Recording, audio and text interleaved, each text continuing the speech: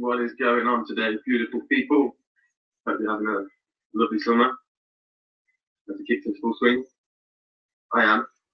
Having a great time. Right now I'm in South Wales. I just went up the summit of Cadillac Idris. It's about 1,000 meters of ascent. I just got down in 2 hours, 13 minutes, and I got 4 hours on the car. So, you see, I'm going for a walk around the lake to cool down. There's a mixture of Welsh and Indian accent there. Wait, there's a sign. Where should we go? Bottom of the lake. We'll go see the lake. Okay.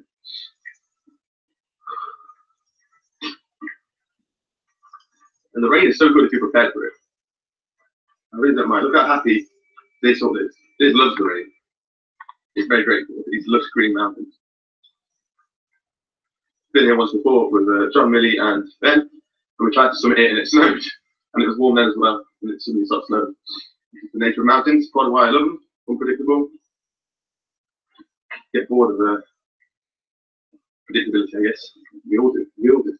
Nature gives us that. Nothing like it. Got to be prepared, wait for each day. Not knowing what it's going to give you. Nowhere like the mountains to give you that. This beautiful lake. This weekend I was at UK, being Camp Out UK. Might have seen some of you there. If I did, big love to you all that came out. Amazing job by Jordan organising that whole thing. Such a young kid. Big dreams, big visions, go places. Sorry for rearranging my talk. Had life to be lived, and I changed it to 10. Those that really wanted to be there made it. Went down well. James Aspie watched it. That was cool to meet him. But it was a freestyle talk. One of the specific subjects was following your excitement. Follow your excitement in each moment to lead you the way you should be. Acting selfish, or what seems selfish to those around us. Unapologetically. Doing what you feel passionate and drawn towards. I wouldn't tell someone you can do whatever you want. I don't think that's right for us to do whatever you want. We want a lot of things. Truth be told, we want a lot of things. I tell someone you can do whatever you're passionate enough about to get. You have to do whatever you're passionate enough about. And that's it. You've got to follow that passion, follow your bliss. Yeah, I knew that quote was good, and then I watched The Secret, and it's years ago, early on in the journey. And it said, follow your bliss is probably the truest, one of the truest statements, 3 words ever said. And it wasn't wrong. Follow your bliss, follow, and Bashar says, follow your excitement in each moment. Following your highest excitement. And in the talk I talked about how I was, I didn't even mention that I was missing it out, but football, I played on my hands a lot, did loads of handstands, then I got into football, and that took over, then I got into breakdancing, and that took over. I remember not being passionate about football at all, I was just practicing acceleration and flips training. And then eventually I missed the parkour breakdance practice because I was out training parkour. My breakdance screwed up straight with that. And then I got into veganism, and then the parkour community are always messaging me, we want you to do parkour again, Tim. And I just, I'm not going to force nothing. You just really have to listen. Listen to your heart, listen to the beat, listen to the rhythm of the street. As the Arthur song says, you do, listen to your heart. I know what that sounds like. Here's the key. No, learn to know what that sounds like. And that's what takes years of practice. Life is such a beautiful time span because nothing comes fast that's really worth having. It takes patience and craft. And it takes a lot of lessons. And that's okay. You can't get frustrated with it. If you're really passionate about something, you can do anything you want. But there's a line for each of us to follow and to know when to move on from certain passions. And there's a phase out period where you've got to show respect to the wheel set in motion of the past. And trust the process. Ask for support from those around you. Don't force those around you to happy because they won't share the same excitement that it took you to discover what you're excited about. That's in you. That's something. There's a big argument of nature versus nurture. And I think we massively underrate nurture.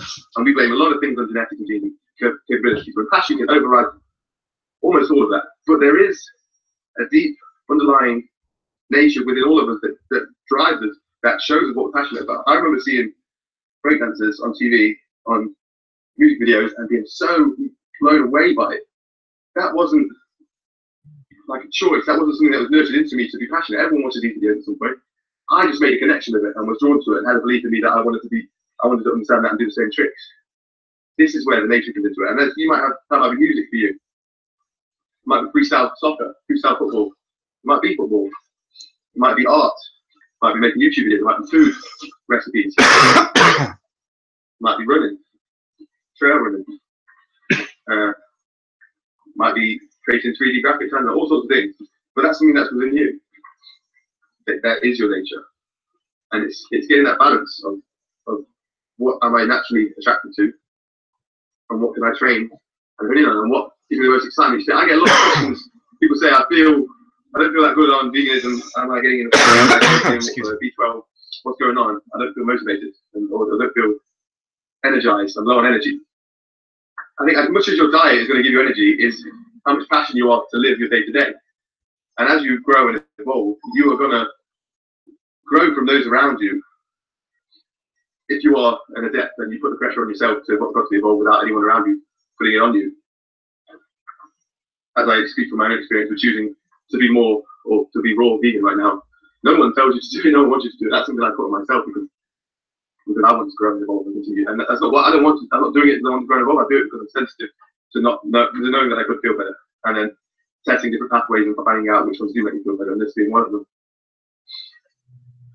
What can give you energy more as much as the food that you do is how much motivated you are for life.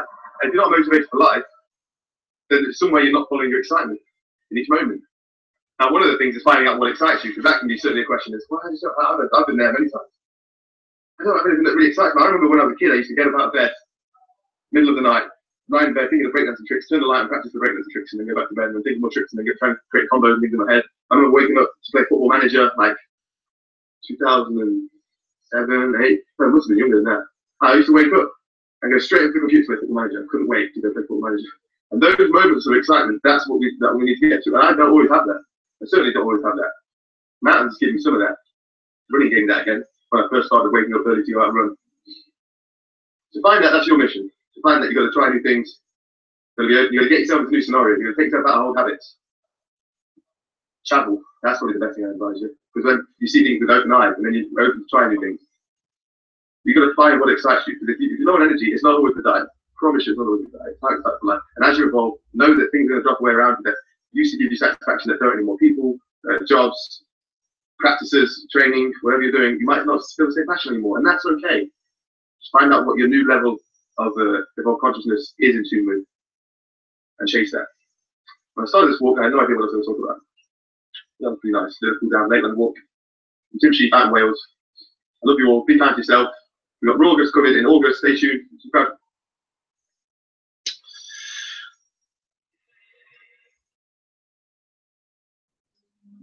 Going to see the Dark Tower. Dark Tower? What the fuck's the Dark Tower? Oh, is that the fucking... Is that the fucking black dude with the guns? If not, I apologize. See you later, Hang Now. Man, isn't it such a shame we just can't listen to fucking music without getting copyright strikes? Bunch of fucking assholes. Not making money off this shit.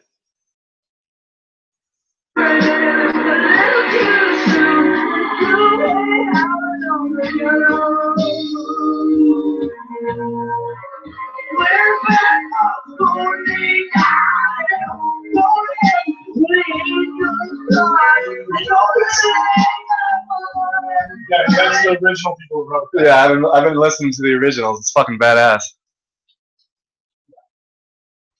Where do bad folks go when they die? They don't go to heaven where the angels cry. They go to a lake of fire.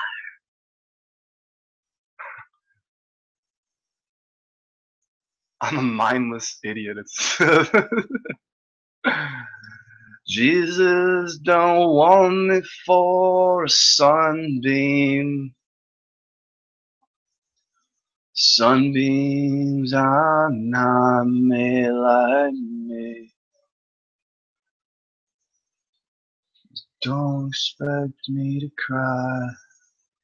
for all the reasons you had to die. Don't ever ask your lover tonight.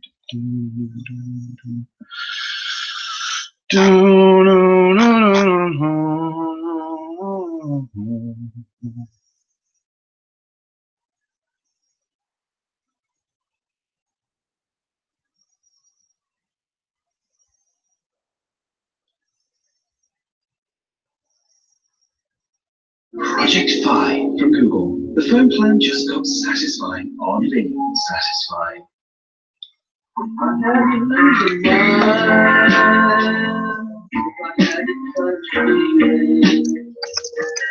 I would lose my soul.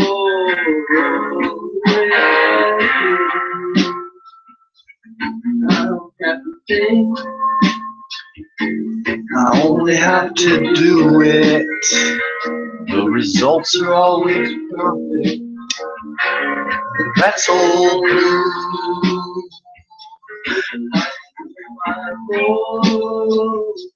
Sprinkle with emotion.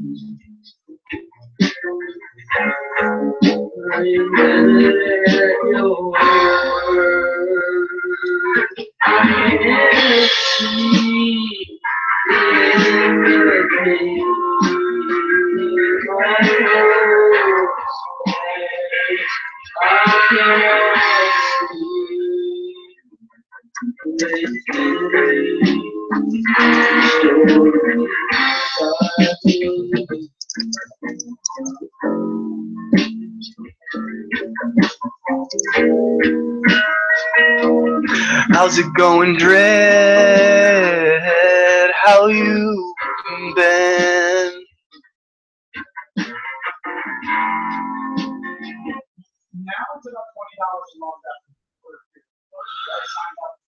Fucking yeah. I gotta go do some beach experiments today.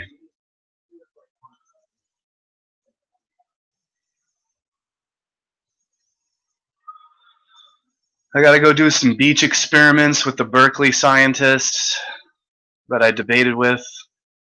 He wants to go do some beach experiment to prove the Earth is a ball. And I'm just gonna bring my P900 and just record him trying to prove his theory. And either way, it's gonna be funny, and he'll probably disprove his own theory himself, especially when I have a P900. But we'll see. I really don't care. I'm going to be a Globehead scientist's assistant today. So that's what I'm up to.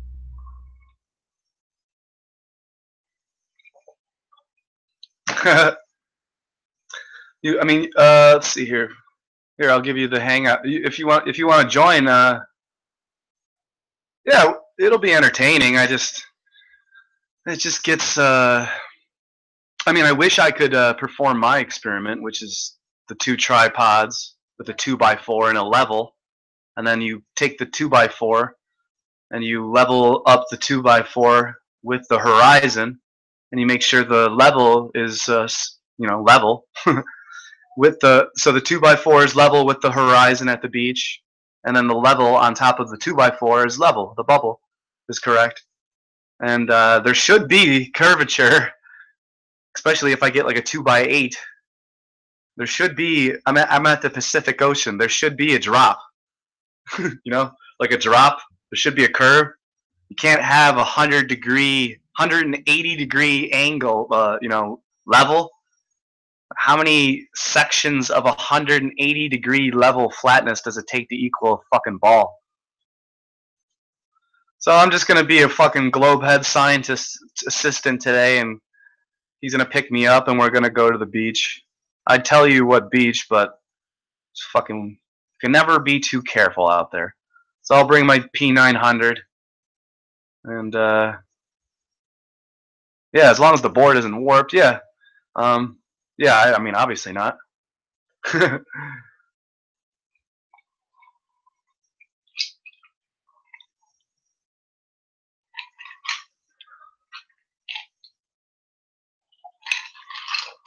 the I didn't eat anything yesterday until like 7:30 at night, and today I haven't eaten anything either, and it's almost 5 o'clock.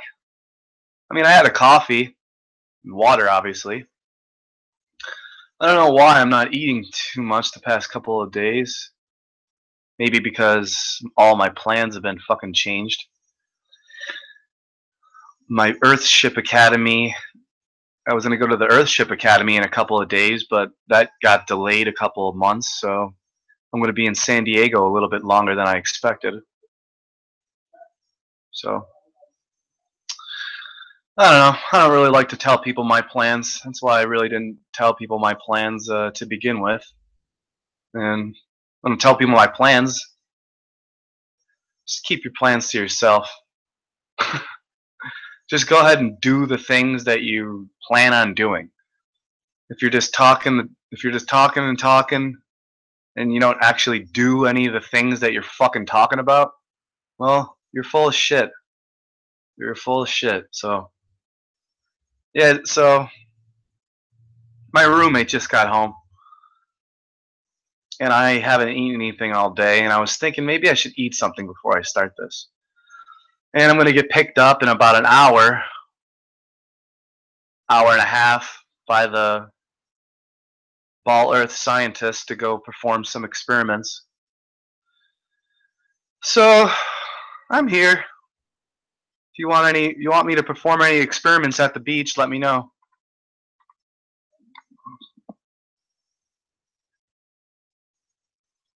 I walked in, I'm like, that's the meat puppets is fine, right? Yeah.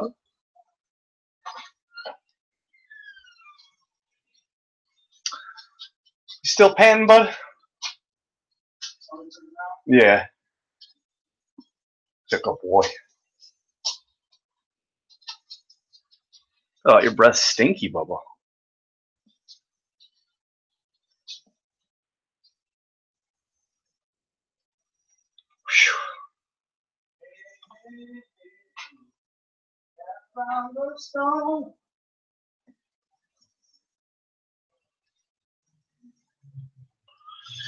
Yeah. First NFL game, preseason games today. What's that? Cowboys versus your dogs. All right. You stop licking my leg, you bingle. I'm not fighting. Yeah, I'm not fighting. I'm not punching your nose. Yes.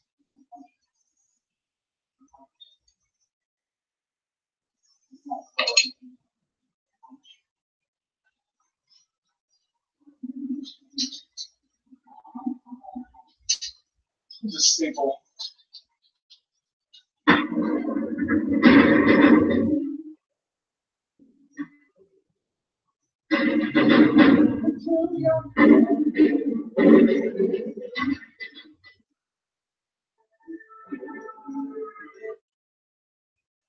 I've been telling people online in various ways in the lectures that they should start fixing up the world by cleaning up their room. And I wanted to just elaborate on that a little bit before I get back to the lecture itself. So, as it's become this weird internet meme, you know, and it's a joke, and good, it's a joke. I'm really happy about the fact that so much of this has got, like, believing in humor, and it's really important. That's what stops things from degenerating into conflict and humor. And I was thinking about this idea of cleaning up your room in relationship to the mustard seed idea. And you see, the thing about cleaning up your room, this is also something I learned from Carl Jung and his studies on alchemy, because for Jung, when the alchemist was attempting to make the philosopher's stone, he was not only engaged in the transformation of the material world, but he was engaged in the process of self-transformation that occurred at the same time as the chemical theory,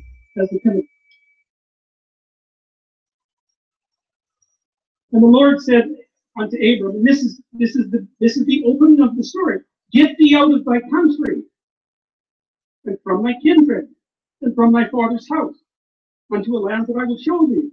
And this is one of those phrases where every clause is significant. Go somewhere you don't understand. That's the first thing. Get thee out of thy country. You know, Back in the 1920s, there was a whole slew of American writers who ended up as expatriates in Paris, Hemingway among them, and who wrote The Great Gatsby. Fitzgerald, yes, and then a variety of others. It was very inexpensive in Paris at the time. Part of their transformation into great literary figures was the fact that they were out of their country, and now they could see what their country was, because you can't see what your country is until you leave it. So you have to go into the unknown, and that's God's first command. Go into the unknown, because you already know what you know. And that's not enough unless you think you're enough. And if you're not enough and you don't think you're enough, then you have to go where you haven't been. And so that's the first commandment to Abraham. It's like, okay, that's a good one. That makes perfect sense. Go to where you don't know. Yes. And from my kindred. Well, what does that mean? It means grow up, right? That's what it means. It means get away from your family enough so that you can establish your independence. And that isn't because there's something wrong with your family, although perhaps there is, as there is perhaps wrong with you. But it means get away. I talk to people very frequently whose families have provided them with too much protection. And they know it themselves. And that means they're deprived of necessity. One of the things that you see in the United States, for example, is that children of first-generation immigrants often do better than their children. And the reason for that is that the children of first-generation immigrants have necessity driving them. And you don't know how much you need necessity to drive you, because maybe you're not very disciplined. And if a catastrophe doesn't immediately befall you, if you don't act forthrightly today, then maybe you never act forthrightly, right? Because the gap between your foolishness and the punishment is lengthened by your unearned wealth. And so you never grow up and learn, and you have to get yourself away from your dependency in order to allow necessity to drive you forward, become independent, and to become mature. And I think part of what's happening in our culture is that the force that's attacking the forthright movement forward of young men in particular is afraid of the power of men, because it's confused about the distinction between power and authority and competence. And a man who has authority and competence has power as a byproduct, but the authority and competence is everything. And people who can't understand that fail to make the distinction between power and authority and competence, and they're afraid of power, and so they destroy authority and competence. And that's a terrible thing, because we need authority and competence. What else is going to allow us to prevail in the long run? And so you get away from your country, and you get away from your king, and from your father's house, right? And you go out there and you establish yourself in the world. It's a call to adventure. That's what the first lines in the Abrahamic story is a call to adventure. So, great, unto a land that I will show you. Well, what does that mean? One of the things that I've been struck very hard by a number of writers, probably obviously among them. I mean, he wrote things like Nietzsche that, if you understand them, they just break you into pieces, And one of the things that Jung understood and the psychoanalysts understand is one of the most terrifying elements of psychoanalytic thinking. It's very tightly allied with religious thinking, which is that you are not the master of your own house. There are spirits that dwell within you, meaning you have a will and you can exercise a certain amount of conscious control over your being. But there are all sorts of things that occur within you that seem to be beyond your capacity to control. Your dreams, for example, that's a really good example. Or your impulses, for example, you might think of those as so foreign from you that you don't even want them to be part of you. But more subtly even, how about what you're interested in, what compels you? Where does that come from? Exactly. Because you can't conjure it up of your own accord, So if you're a student and you're taking a difficult course, you might say to yourself, well, I need to sit down and study for 3 hours. But then you sit down and that is what happens. Your attention goes everywhere. And you might say, well, whose attention is it then if it goes everywhere? Because you say it's your attention. It's like, well, if it's your attention, maybe you'll be able to control it, but you can't. And so then you might think, well, Jim, just exactly what the hell is controlling it? And you might say, well, it's random. It's it better not be random. I can tell you that. That happens to some degree of schizophrenia. There's an element of randomness in that. It's not random. It's driven by the action of phenomena that I think of as considered as something like subpersonality, though even that's only a partial description. You can't make yourself interested in something. Interest manifests itself and grips you. That's a whole different thing. And so what is it that's gripping you? How do you conceptualize that? Is that a divine power? Well, it's divine as far as you're concerned because it grips you and you can't do anything about it. And so there's a calling in you towards what you're compelled by and what you're interested in. And sometimes that might be very dark and sometimes not. But you're compelled forward by your interest. And so the idea that what moves you away from your country and your father's house and the comforts of your child's home is something that's beyond you, that you listen to and hearken to. That's exactly right. And you can say, well, I don't want to call that God. So it doesn't matter what you call it exactly. It doesn't matter to what it is, what it's called. It still is. And if you don't listen to it, that's the other thing. If you don't listen to it, and I've been a clinician and talked to enough people now, as old as I am, to know this absolutely. If you do not listen to that thing that beckons you forward, you will pay for it like you cannot possibly imagine. You'll have everything that's terrible about life in your life and nothing about it that's good. And worse, you'll know that it was your fault and that you squandered what you could have had.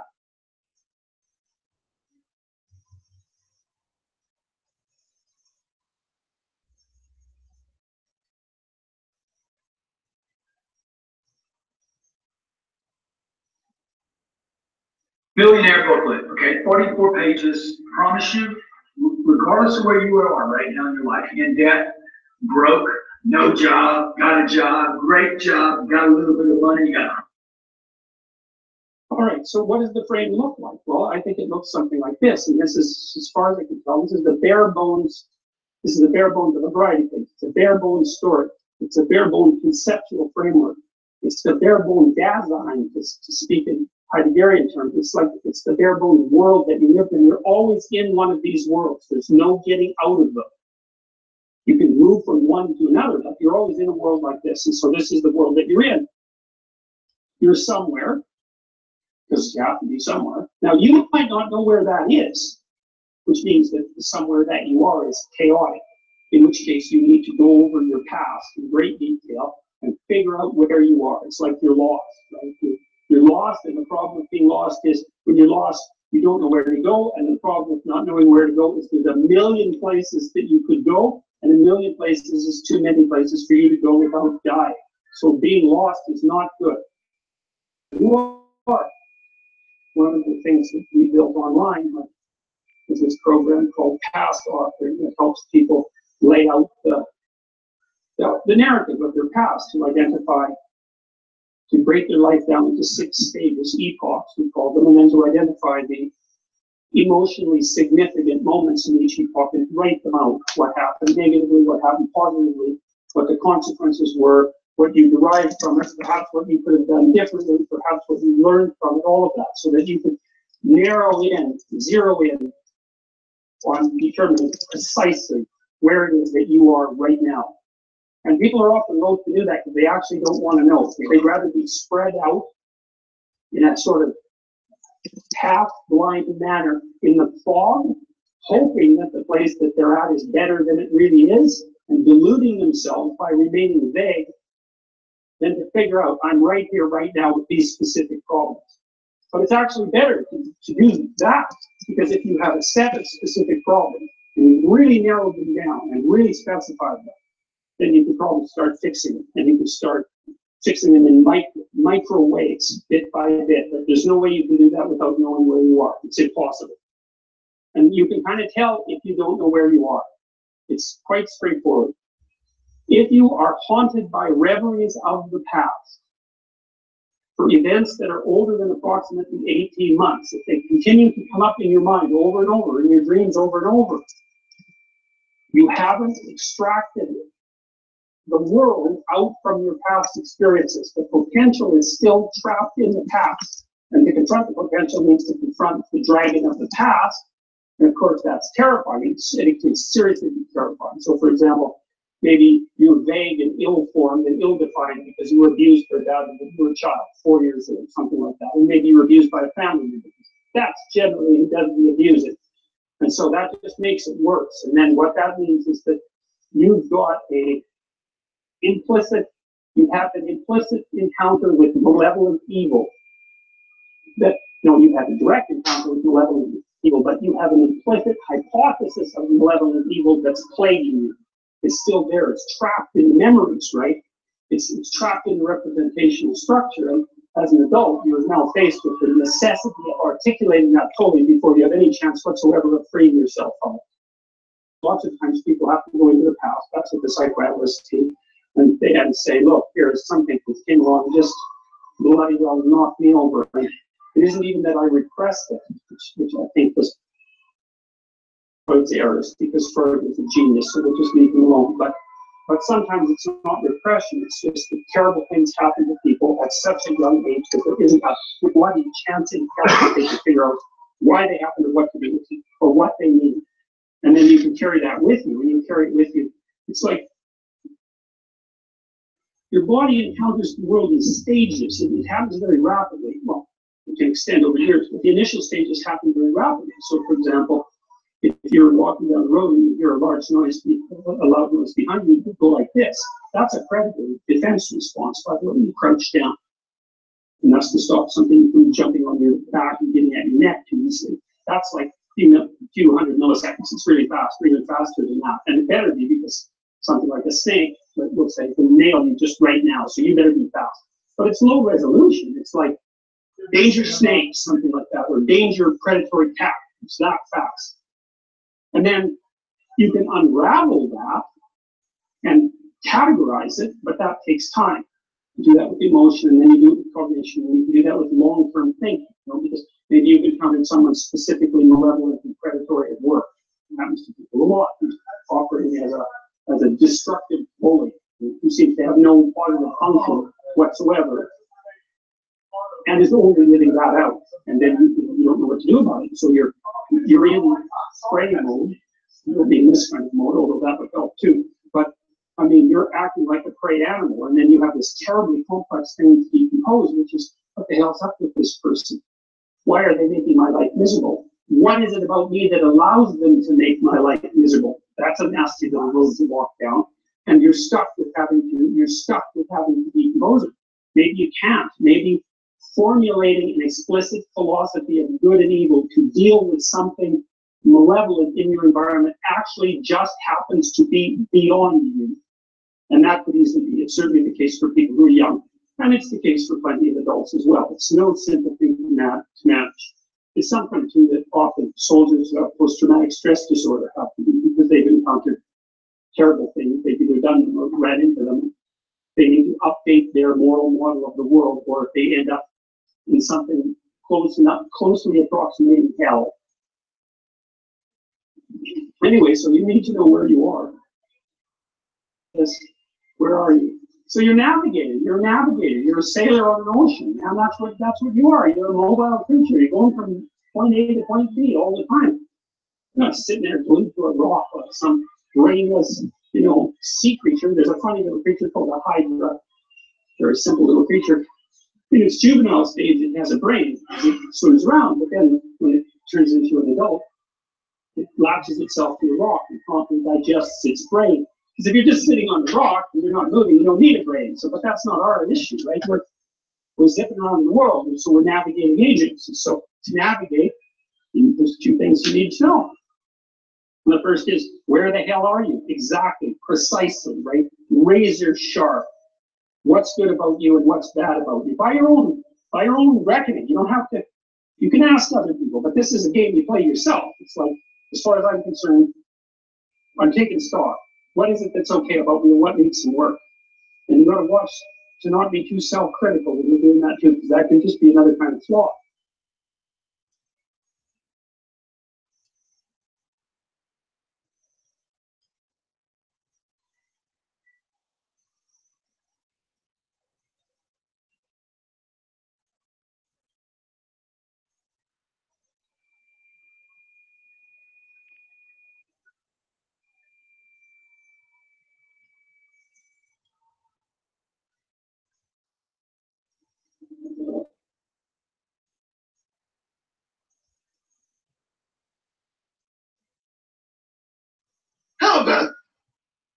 Yes. You stop making this decadent, low-calorie, shit-free Halo Top ice cream, and I'll stop making these.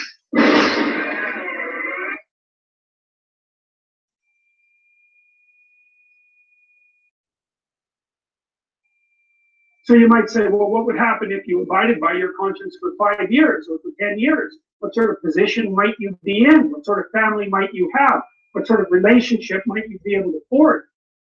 And you can be bloody sure that a relationship that's forged on the basis of who you actually are is going to be a lot stronger and more welcome than one that's forged on the basis of who you aren't.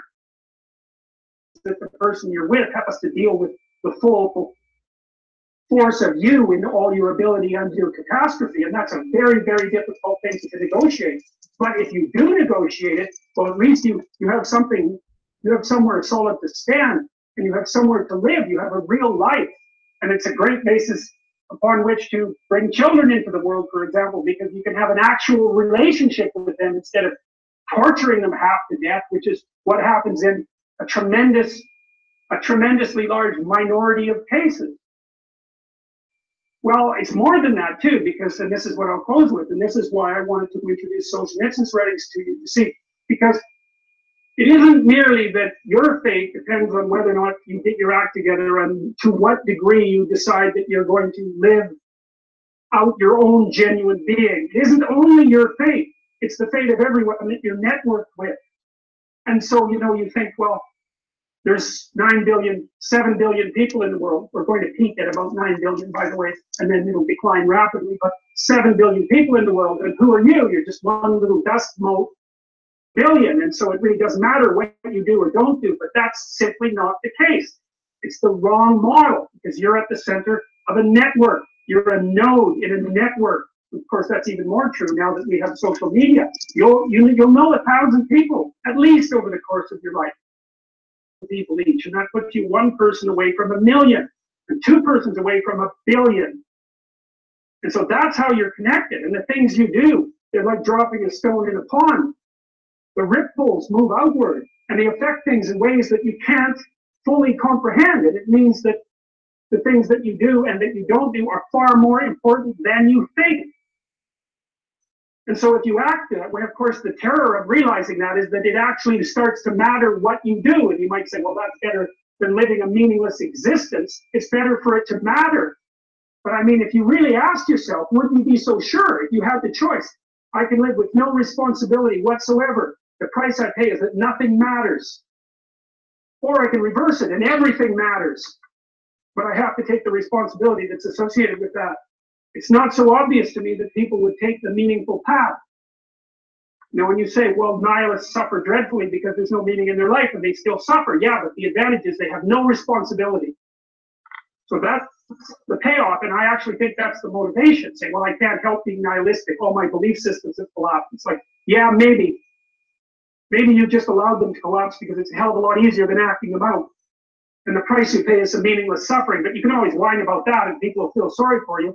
And you have the option of taking the pathway of the martyr. So that's a pretty good deal, all things considered, especially when the alternative is to bear your burden properly and to live forthrightly in the world. Well, what Solzhenitsyn figured out, it's so many people in the 20th century, it's not just him, even though he's the best example, is that if you live a pathological life, you pathologize your society. And if enough people do that, then it's hell. Really. Really. And you can read the Gulag Archipelago if you have the fortitude to do that, and you'll see exactly what hell is like. And then you can decide if that's a place you'd like to visit. Or even more importantly, if it's a place you would like to visit and take all your family and friends. Because that's what happened in the 20th century.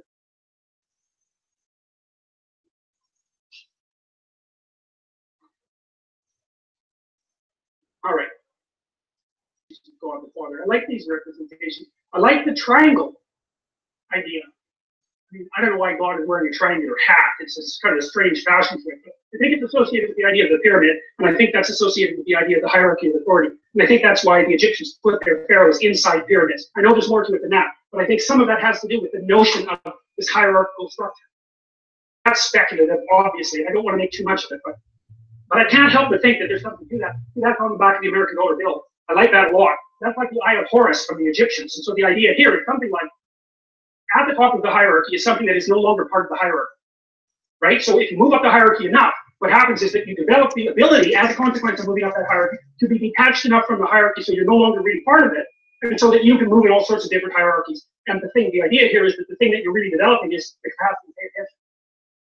And I would say, from a mythological perspective, the one thing that seems to compete with the idea of the spoken word as the source of the extraction of habitable order from chaos is the eye, the capacity to pay attention. So Marduk, for example, the Mesopotamian creator god, who emerged in the hierarchy of Mesopotamian gods, and came out at the top, like he was the victor of the gods. He had eyes all the way around his head, and he could speak magic words.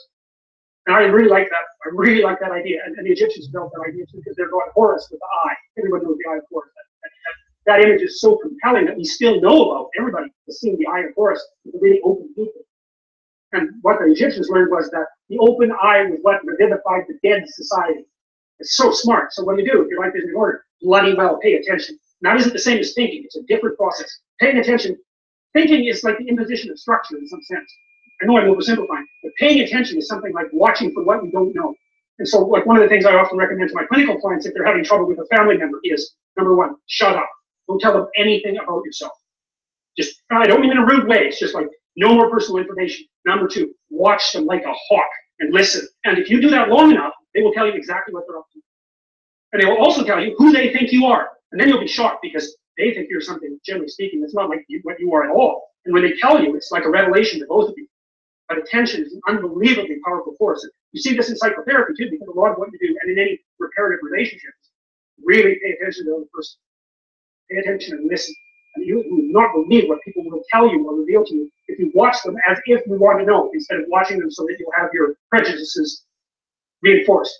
That's usually how people interact. It's like, I want to keep thinking about you the way I'm thinking about you. And so I'm going to filter out anything that disproves my theory. That's not what I'm talking about at all. It's like, what you're up to. Not in a rude way, none of that. I just want to see what's there. And that'll be good for you, probably, and also be good for me.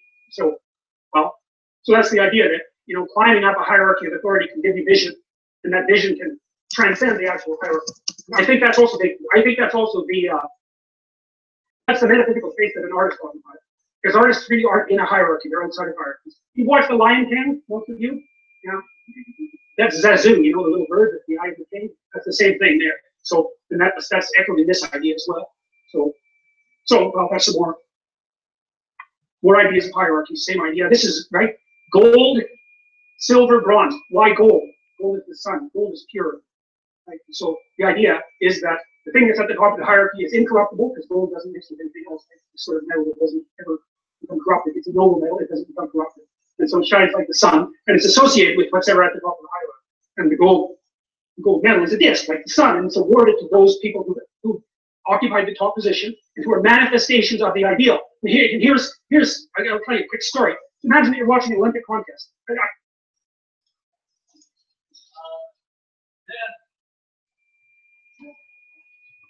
One sec.